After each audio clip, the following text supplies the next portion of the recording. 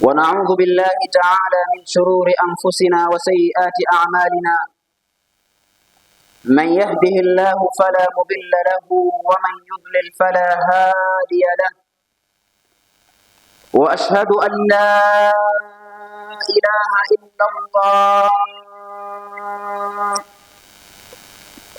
وحده لا شريك له لا وزير له لا ند له الواحد الفرد الصمد الذي لم يلد ولم يولد ولم يكن له كفوا أحد. وأشهد أن سيدنا وحبيبنا ومعلمنا وقدوتنا محمدا رسول الله الذي منح الطمأنينة والسلام وتركنا في مهجة بيضاء ليلها كنهارها لا يزيغ عنها إلا هالك. اللهم صل وسلم على هذا النبي الأمين وعلى آله وصحابته أولي الشرف العظيم. أما بعد، أوصيكم ونفسي أولا بتقوى الله. قال الله تعالى: يا أيها الذين آمنوا اتقوا الله ولتنظر نفس ما قدمت لغد واتقوا الله إن الله خبير بما تعملون. Enyi ndugu watukufu, ndugu Waislamu, nakuhusieni pamoja na kuihusia nafsi yangu mwanzo juu ya swala zima la kumcha Allah subhanahu wa ta'ala na kumtii. Katika khutba yetu ya leo biidhnillahi ta'ala tutazungumzia kuhusu maudhui isemayo haqiqatu al-ikhlas lillah. Tutazungumzia kuhusu uhakika wa ikhlas kwa ajili ya Mwenyezi Mungu, na tumeichagua maudhui hii kutokana na umuhimu wake. Kama tunavyofahamu ndugu zangu kwamba ikhlas ndiyo kila kitu katika ibada. Ikhlas ndiyo roho ya ibada. Ikikosekana ikhlas katika moyo wa mwanadamu, katika nafsi ya mwanadamu, ibada ile hapana, haiwezi kukubalika kwa hakika. Na hata kama Mwenyezi Mungu ataikubali ibada ile, basi hawezi akaipokea na akailipa kwa ukamilifu wake. Na ndiyo maana Mtume sallallahu alayhi wasallam akasema, wa umirtu an a'budu Allah mukhlishan lahu dina, na nimeamrishwa mimi kumwabudu Mwenyezi Mungu tena hali ya kuwa ni mwenye kumtakasia dini yake, hali ya kuwa ni mwenye ikhlas katika kufanya taa ya kumwabudu Allah subhanahu wa ta'ala. Ndugu zangu Islam, maulama wamejaribu kuifafanua ikhlas na wakasema kwa ufupi ya kwamba al-ikhlas huwa ifradu Allah ta'ala bilqasdi fi at-ta'a. Ikhlas huwa ifradu Allah ta'ala, ni kumfanya Mwenyezi Mungu peke yake, ni kumfanya peke Mwenyezi Mungu subhanahu wa ta'ala bilqasdi fi at-ta'a, wakati wa kukusudia kufanya taa ya kumtii Allah subhanahu wa ta'ala. Ndani ya nafsi yako ukaifanya ibada ile hali ya kuhisi na kujali na kupata hisia kwamba mimi ninafanya ibada hii kwa ajili ya Mwenyezi Mungu peke yake na wala si kwa ajili ya mtu mwingine yoyote. Ndugu zangu Waislamu, sisi Waislamu tunafanya kheri nyingi, tunafanya mambo mengi mema. Tunaswali, tunatoa sadaqat, tunafanyia na wema, lakini tunajiuliza, mbona katika ibadat ambazo tunazifanya athari yake haipatikani katika maisha yetu? Kwa nini tunafanya ibadat mbalimbali, lakini licha ya kwamba Mwenyezi Mungu ameahidi kwamba ibada fulani zitakapofanywa moja kwa moja zinamuepusha mwanadamu kutokana na kutenda madhambi, sasa mbona athari yake haionekani katika maisha yetu? Tutatoa mifano miwili mitatu ili tupate kuelewana vizuri. Mathalan, Mwenyezi Mungu Subhanahu wa Ta'ala anasema ndani ya Qur'an, wa aqimis salah inna as-salata tanha 'anil fahsha'i wal munkar, nasimamisha swala, hakika necha ya ibada ya swala inamuepusha mwanadamu kutokana na al-fahsha, kutenda madhambi, wal munkar, kutokana na maovu pamoja na machafu. Ibada ya swala,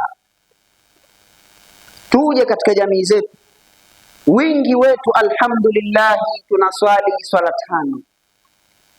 Wingi wetu tunajitahidi kwa kadri inavyopasa kutekeleza nguzo zake, kutekeleza sharti zake, lakini mbona athari ya ibada hii ya swala haionekani katika maisha yetu? Mbona bado hatujakatazika kutokana na maovu na machafu? Wingi wetu tunaswali, tukishatoka msikitini, kama mtu ana biashara yake ya haram, anaendelea kufanya biashara yake ya haram. Wingi katika Waislamu wanaswali alafu wanazini. Wingi katika Waislamu dhulma inaendelea kama kawaida. Uadui baina ya majirani na majirani unaendelea. Husda na choyo katika nafsi zetu zinaendelea pale pale, wakati huku tunasimamisha ibada ya swala. Tatizo liko wapi? Shida ni ipi? Na katika aya nyingine Mwenyezi Mungu anasema mfano wa pili, kutiba alaykumus siyam ya ayyuhalladhina amanu, enyi mlioamini, kutiba alaykumus siyam, mmefaradhishiwa kufunga, kama kutiba ala alladhina min qablikum, kama walivyofaradhishiwa funga hiyo hiyo wale waliopita kabla yenu. Lengo ni lipi? La'allakum tattaqun, ili mupate kuwa wacha Mungu. Tayari umeshafanya research baada ya mfungo wa Ramadhani.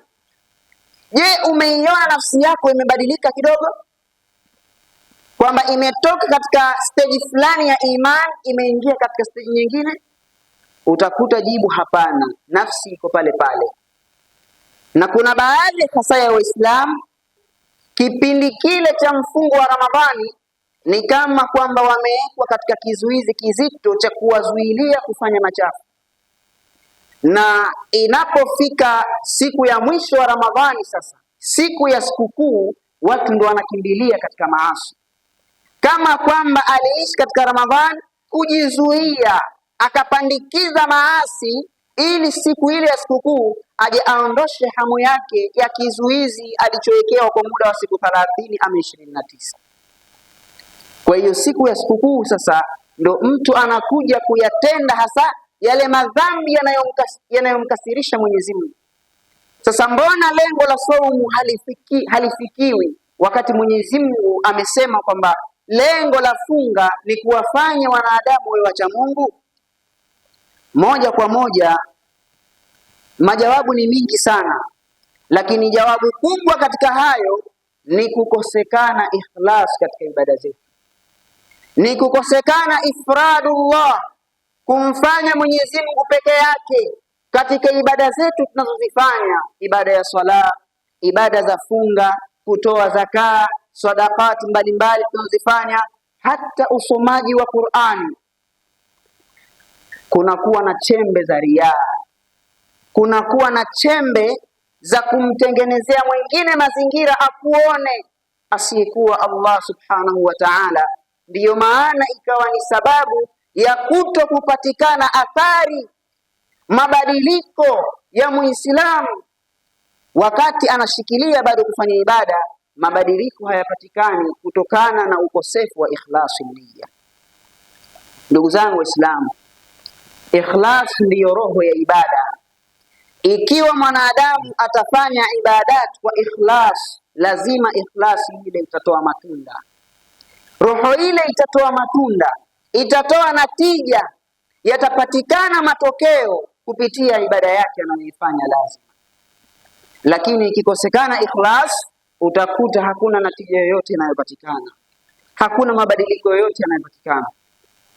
Siku moja sahabatu Rasulillah Abu Bakr as-Siddiq radhiyallahu anhu alikuwa na mtumishi wake. Mtumishi yule akampelekea chakula, Abu Bakr as-Siddiq khalifatu Rasulillah akala kile chakula mpaka akamaliza. Baada ya kumaliza, mtumishi akamuuliza, mbona siku zote ninapokuletea chakula ya sayyidi unaniuliza chakula hiki umekipata kwa halali? Chakula hiki umekipata kwa njia gani? Mbona leo hujaniuliza ya Abu Bakr? Sayyiduna Abu Bakri akamuuliza, kwani chakula hiki umekipata wapi wewe? Akasema yule bwana, ya Abu Bakr, inni takahantu fil jahiliya, hakika mimi tangu kipindi Uislamu haujaingia bado hapa Makka, nilikuwa mimi ninafanya uganga, ninajitia tu kufanya uganga, wala ilikuwa sijui, wala uhsinul kahana, wala ilikuwa sijui hata hivyo kufanya uganga, na wafanyia tu watu mazingaombwe na wadanganya danganya, napata chochote, maisha yanaendelea. Kwa hiyo nilifanya uganga mimi katika enzi hizo, lakini wale niliowafanyia uganga wakanambia kwamba pesa watakuja kunipa siku nyingine. Tukaishi tukapoteana, ndo nikaja nikaonana nao leo, wakanilipa fedha zangu. Kwa hiyo kwa pesa hizi nikenda nikanunua chakula, ndo nikakuletea we hapa ukala. Sayyiduna Abu Bakri pale pale baada ya kuambiwa maneno yale, sura ikabadilika, akajitia vidole vyake mpaka katika koo, akaanza kuchokonoa na kujitapisha. Akajitapisha chakula kile mpaka mfanyakazi wake akamwonea huruma, akamwambia, ya Abu Bakri, mbona unafanya haya? Utakufa.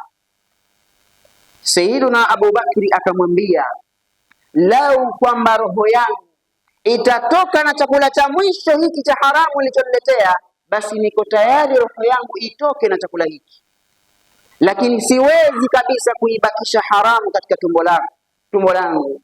Fa inni sami'tu Rasulullah sallallahu alayhi wasallam yaqul, hakika mimi nilimsikia Mtume alayhi salatu wassalam akisema hivi, ayyuma jasadin, mwili wowote, nabata min suhtin, ambao utakuwa mwili huo kwa chakula cha haramu, basi fannaru aula bihi, moto ni bora kwa kiwiliwili hicho.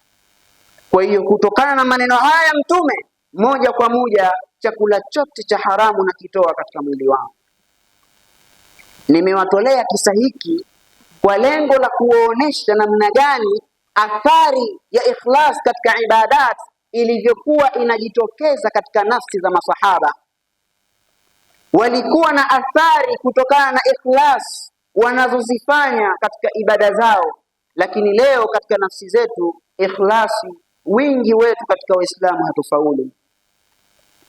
Leo anaweza akatoka mtu na binti wa watu akenda picnic au sehemu nyingine katika kumbi za starehe, anaweza akamwambia hasa binti yule kwamba sasa hivi muda wa swala tayari umeshafika, nisubiri nikaswali alafu nije tuje tuendelee. Binti wa watu, kama kwamba ibada ile ya swala ni kitu chepesi sana kwake yeye, kiasi ambacho ibada ile haimkatazi kabisa kutokana na maovu yake ambayo anakwenda kuyatenda baada ya swala.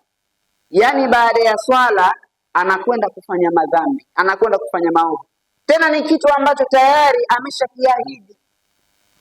Ni kutokana na kuto kuwepo kwa athari ya ikhlas katika ibada zetu. Barakallahu li wa lakum bil Qur'ani was sunnah wa nafa'ani wa iyyakum bima fihi min ayati wal hikmah. Aqulu ma tasma'una wastaghfirullah.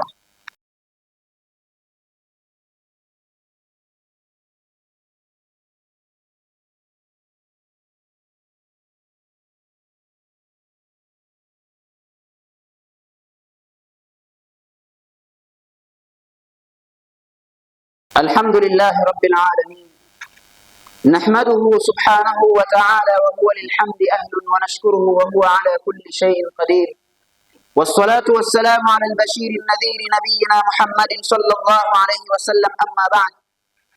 ndugu zangu Waislamu, maulama wamejaribu kutufunua na kutusaidia kidogo, lakini kwa leo insha Allah taala tutazungumza kidogo sana kuhusu mambo ambayo yanaweza kutusaidia kupelekea kupata ikhlas katika nafsi zetu, kupata ikhlas katika ibada zetu.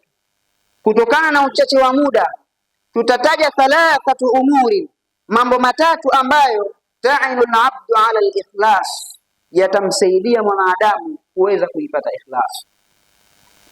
Jambo la kwanza, ayuha al-ikhwa, an ya'lama al-'abdu al-muslim, atambue mja muislamu ya kwamba anna al-qalba biyadillah, kwamba nyoyo zote zipo katika milki ya Mwenyezi Mungu. Nyoyo zote zipo chini ya Mwenyezi Mungu ambaye yeye ndiye anayeziendesha hizo nyoyo. Kwa hiyo ili moyo hauwezi kuwa na uchamungu, moyo hauwezi kuwa na ikhlas, moyo hauwezi kutoharika illa idha waffaqahu Allah ta'ala, isipokuwa mpaka Mwenyezi Mungu atakapouwafikisha moyo huo. Kwa sababu alqulubu tataqallab, kikawaida nyoyo huwa zinageuka geuka. Leo anakuwa ni khatibu, kesho unamkuta kibarazani na sigareti yake na matchbox yake anavuta. Usishangae, kwa sababu alqalbu tataqallab. Wasummi alqalbu, na moyo umeitwa moyo kutokana na kugeuka geuka kwake. Kwa hiyo nyoyo zipo katika falme za zipo katika milki ya Mwenyezi Mungu, na ndio maana fi sahihaini Rasulullah alayhi salatu wassalam akasema, inna quluba bani adam, hakika nyoyo za wanadamu, baina usbu'aini arrahman, zipo baina ya vidole viwili vya mwingi wa rehma, min asabi arrahman yuqallibuha kaifa yasha, anazigeuza geuza anavyotaka yeye mwenyewe. Kwa tutambue ya kwamba japo kwamba litakuja swali, mbona Mwenyezi Mungu ikiwa yeye ndo mwenye milki ya nyoyo, kwa nini sasa wengine awabadilisha, awape nyoyo mbaya alafu mwishoni ndiye akawaadhibu? Ndani ya Qur'ani ili swali limejibiwa sana tu, kwa sababu Mwenyezi Mungu haibadilishi nyoyo ya mwanadamu iliyoelekea katika uongofu kabisa kabisa. Na ndiyo maana Mwenyezi Mungu akasema ndani ya Qur'an, wama kana Allahu liyudhilla qauman ba'da idh hadahum, hakuwa Mwenyezi Mungu eti awapoteze watu baada ya kuongoa, kashawapa uongofu alafu awapoteze, la. Lakini nafsi zenyewe zinakubali, zinataka na kupapia kuingia katika uovu, na ndiyo maana Mwenyezi Mungu anazipeleka huko.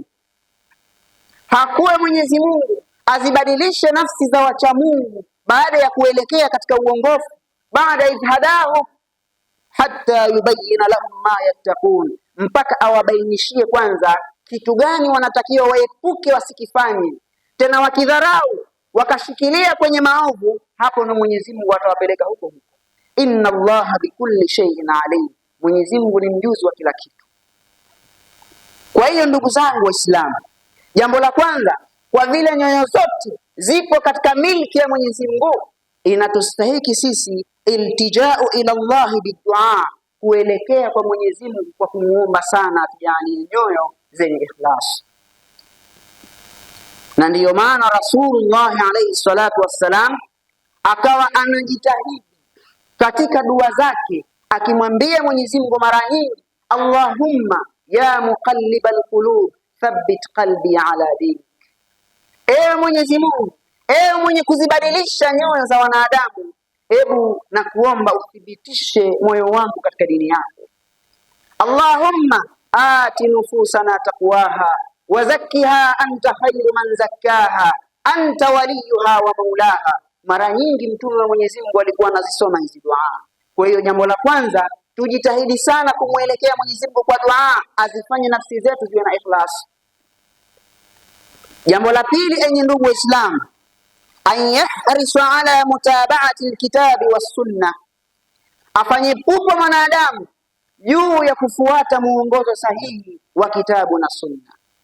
Na huwezi kujua muongozo sahihi wa kitabu na sunna mpaka usome, na ukishasoma, elimu siku zote ni nuru, lazima tu itakuongoza katika